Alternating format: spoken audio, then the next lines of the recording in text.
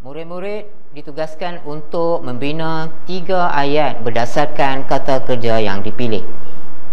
Para pelajar perlu menulis dengan ayat yang lengkap. Okey, murid-murid diberi 2 minit untuk menjawab soalan tersebut. Membina kata kerja dengan lengkap. Apa maksud lengkap? Maksud lengkap mempunyai subjek dan predikat menggunakan kata kerja yang dipilih. Kita lihat jawapan kumpulan 1. Kata kerja tak transitif yang dipilih adalah menyedari. 2. Bersyukur. 3. Bersabar. 4. Berpuas hati. Kita lihat jawapan daripada kumpulan 1. Amir akhirnya menyedari bahawa sikap malas belajar hanya akan merugikan dirinya. Tahniah, ayat yang lengkap. Kedua, kita hendaklah sentiasa bersyukur atas nikmat kesihatan yang dikurniakan. Tahniah, para pelajar bolehlah menepuk tangan tanda tahniah kepada kumpulan ini. 3. Setiap manusia harus bersabar dalam menghadapi cabaran hidup. Nampak gayanya, kumpulan 1 tidak berjaya menjawab 3 ayat tersebut. Namun, ada tambahan ayat yang diberikan, iaitu 4. Pihak pengadil akhirnya berpuas hati dengan prestasi pasukan itu setelah mereka menunjukkan kerjasama yang baik. Tahniah, kumpulan 1.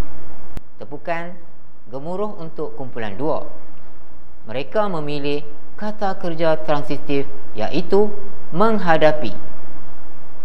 Kata kerja tak transitif, iaitu menghadapi, memerhati, bertanya, bersimpati.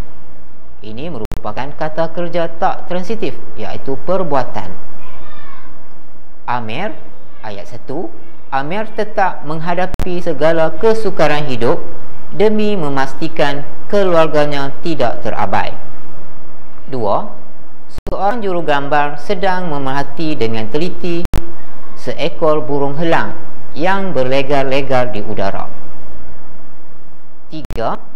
Seorang pelajar bertanya kepada gurunya tentang cara yang paling berkesan untuk menyiapkan tugasan sejarah. 4. Mereka sangat hati terhadap keluarga mangsa kemalangan yang kehilangan tempat bergantung. Para pelajar, para murid, berikan satu tepukan gemuruh kepada kumpulan ini. Kumpulan 3 memilih kata kerja transitif, iaitu memberikan, bermain, bersendiri dan menjawab. Seperti kita yang ketahui, kata kerja transitif di belakangnya adalah frasa nama. Okey, ayat 1 kumpulan 3. Guru disiplin telah memberikan nasihat yang panjang lebar kepada murid-murid supaya mereka sentiasa menjaga dan menumpukan perhatian terhadap pekerjaan. 2.